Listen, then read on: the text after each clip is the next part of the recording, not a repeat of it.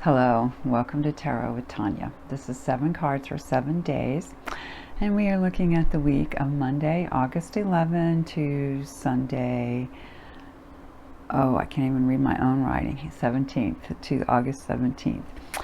So, welcome here if you're new for the first time, and welcome back if you've been here before. Please take whatever you receive here and run it through your own filter, see if it resonates, and if it doesn't, let go of it, because it's a reading for the general collective. I will talk about some of the astrology for the week, and then the 7 cards, and I'm using the Thoth deck, and then we'll end with the Tree Keeper's Oracle card as usual. So this week we begin on Monday with the moon in Pisces. So that's where we had ended last week, very dreamy, artistic, concerned with the collective unconscious, the really far out, the dissolving of things. And then we will go through the moon in Aries, the beginning. We still have Saturn and Neptune there. They are retrograding and will go back into Pisces. But currently they're still in those very early degrees of Mars. So that's like supercharging that place. We still have Chiron there, and I believe Eris, some asteroids as well. And then we will move to the moon in Taurus, the earthy moon. We've had Uranus move out of there recently and into Gemini, so that's really, I have really felt that shift. It seems like more crazy ideas are out there and that kind of energy. Aquarius, you know, power to the people, the very innovative, the way out, the high tech, borderline crazy genius stuff. And you know, again, I'm talking about where Uranus has been, and now it's in Gemini, and that's where we end our week with the moon as well. So the twins, ruled by Mercury, very curious, loves information. It's the lower mind, very busy, rules short trips, things like that. So this week as well, on Monday, we have Mercury going direct. Now people talk, astrologers talk about the shadow period, and that lasts until Mercury comes back, going forward from our perspective anyway, to where it was when it went retrograde. So that takes a bit, but things should start to get a little bit clearer on those fronts that I mentioned about Gemini and what Mercury rules in terms of the communication, the technology, the short trips. Yeah, there's been a lot of snafus with those things while we've had this Mercury retrograde. So that'll be better, I think. And then we have Saturn sextiling Uranus, so the planet of discipline, structure, with again the one that likes the wild ideas and can change things very quickly. We also on this day have the lovely Venus Jupiter conjunction, so that can feel really good. So in terms of that first Saturn-Uranus sextile, we could have sudden changes, very unusual opportunities, innovative approaches, and a balance between the old and the new, Saturn and Uranus. And they both rule Aquarius, but Saturn rules Capricorn as well. So this could be good for business, and it's really, really a lovely relationship day with that Venus conjunct Jupiter, because Jupiter will expand that energy, and Venus loves harmony and beauty and getting along, sensuality, money, pleasures in life.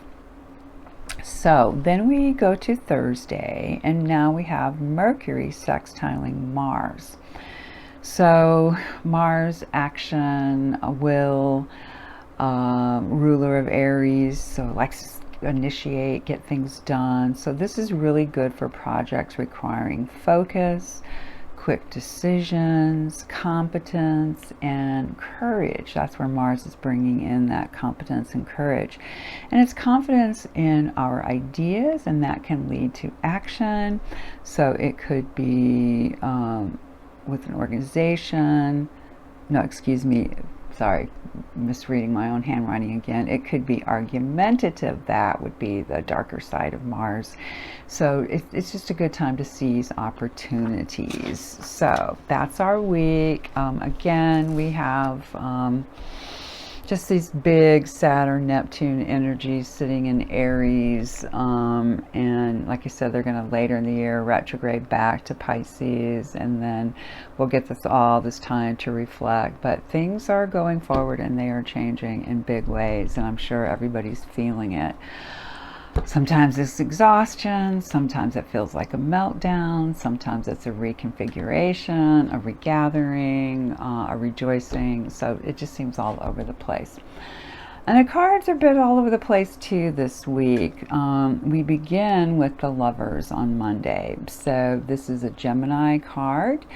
You have, of course, the male and female, the masculine and feminine. You have them in what I would call the hieroskamos, which is the sacred marriage. I mean, yes, this can be about marriage, this can be about dating, relationships, but I think in the higher sense, it's very much about balancing the masculine and feminine within the self. And, you know, we're in this kind of toxic, I think, masculinity right now. And it's like the capitalism, the patriarchal energies for thousands of years are really showing some dark sides right now, and we're trying to work to a more balanced place. So that, in a collective sense and in a personal sense, it can also be your own inner balance, and then harmony in relationships. On Tuesday, the 12th, we have the Queen of Wands. So the queens are feminine, obviously. The wand brings a masculine element. So in another way, you get a sense of balance here. And her story is that she started off all in white, and the trail, the journey, the road got hard. She became all black through that experience, and then eventually comes into this golden place of experience, knowledge, instinct coming from the fire in particular. And so her big cat is going through the same journey, white to black to golden, and then she pinches spots on the leopard to remind her of where they have been. So there's really experience and perspective with that. So trust your instincts. It could be a person with that very strong, vital, instinctual feminine energy as well, taking some action. On Wednesday, we go to a softer energy of the Six of Cups. Here it's called pleasure. It's generally associated with nostalgia, seeing people from the past, old and positive feelings potentially. In a way, it could be us too, longing for childhood, longing for things to be better, and hopefully getting some sort of a break. And if you'll notice, the 6 corresponds to the lovers. So it could be some real relationship pleasure. And again, it doesn't have to be a one-on-one or romantic. It could be all kinds of relationships. By Thursday, we get the first of the challenging cards for the week. And this one is the 9 of Swords. So now we're moving away from the emotional cups, the psychic, the intuitive, and into the mental energy. So it's air. And it's going to be connected to the Hermit. So it challenges, and this one is called cruelty, if you can see that on the bottom. And it's not to beat up on the self. It's all this energy of causing a lack of sleep, a lack of rest, a lack of self-love, and really taking hard thoughts and jabbing them at the self. And, kind of a dark night of the soul. We all go through this at times. And then I think it's not, again, beating yourself up for doing that too, but what are your remedies? go to your remedies, go to your helpers. What makes you feel better? Maybe some aromatherapy, maybe some movement, maybe some music, maybe going to, look at something beautiful, being outside, whatever it is, pull out your remedies and remedy, any tendency toward the self-cruelty. Now, on this more collective level, maybe we are looking at things and how we've contributed our own negative thoughts or energy in some way to that. And again, not to blame, but just to observe and try to make a difference with that, make a different choice. Now we're back to the water, back to the cups, back to the intuitive, the psychic, and now we have the 10 of cups. So we'd have the 6 on Wednesday. By Friday, we're into this lovely 10 of cups, and Sadie is the name of this one. And it's just great flowing energy. There's often a sense of a really lovely home, emotional life. Not celebration as in a big party, but feeling good about connecting. It could be in a very quiet way, but it comes to this cycle, and it can feel really, really, really good. And then it would go into the royals after the 10 and so forth. But, the 10 also has a kind of ending and beginning. So maybe giving thanks for the good feelings in life. On Saturday, we have the Tower. And we had it last week too. I remember it was the Blasted Oak in the Wildwood deck. So this is the number 16. Makes it a 7. I connect that to interchange, the Chariot, preparing to do something new, getting ready to take off. So here you see this dragon here, and then there's a more benevolent, this one's pretty scary with all the flames and the tower coming, and you got the eye up there and the figures falling off. But I feel like this other smaller dragon, the golden one, is signifying this changes for good. So I know, again, it's hard right now, tariffs, crazy people in charge, uncertainty about so many things, big transition. So this feels very appropriate, and again, interesting. We got it 2 weeks in a row, so hang in there with that energy, and know that the change is coming for good. Maybe wear copper, walk barefoot if you can, if you're in a place that permits that, and connect to the earth. Again, do those things that help you feel grounded, and know that this too shall pass, and we're going to a better place with it, even if it doesn't feel like that at the moment. When we get to Sunday, we get a second sword card, this time the Prince. And this deck doesn't do kings, it does queens, but it does knights. So the Prince is the male figure before the queen, and then the last in the suit is a knight. But here we have the younger version of that. So the yellow color is all about mental energy. The green is very fresh and new. The challenge with this card can be it's too fresh, too new. It wants so hard to bring in a new kind of energy that can end up being severing. So, on the positive side, we need change, we need innovation. It makes me think of the tech bros in a way. On the other side, we can be too hasty about it. We cannot think, for instance, to like the 7th generation Native American philosophy here in the States. How would this affect, if I make a decision now, how will this affect 7 generations out? This card's not about that. This is about here, now, very fast.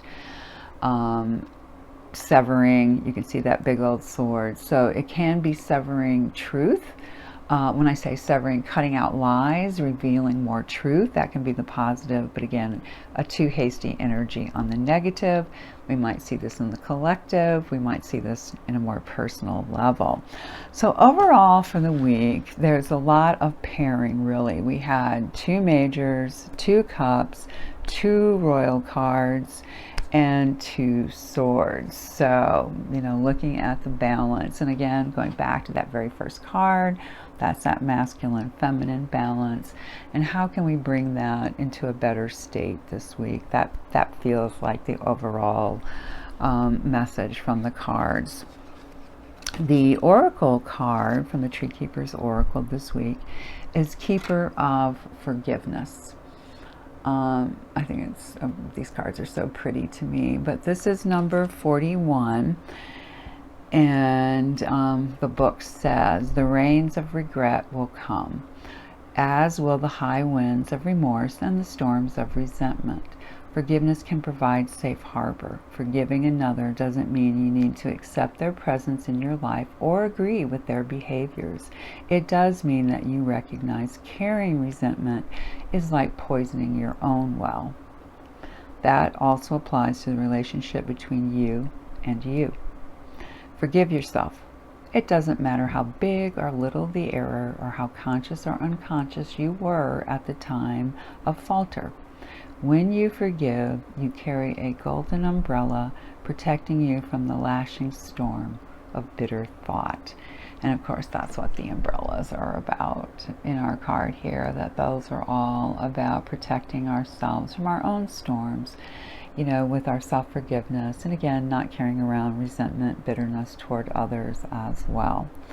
So, beloveds, I am wishing you the best possible week. Again, hang in there. This too shall pass. It will get better. We are in, I think, one of the biggest transformations of humanity. And yeah, we aren't talking about it in some ways. So, love you. Love others as you can. And I'll see you again in 7 days. Please like, share, subscribe, and reach out if you feel I can help or you have a question. See you then.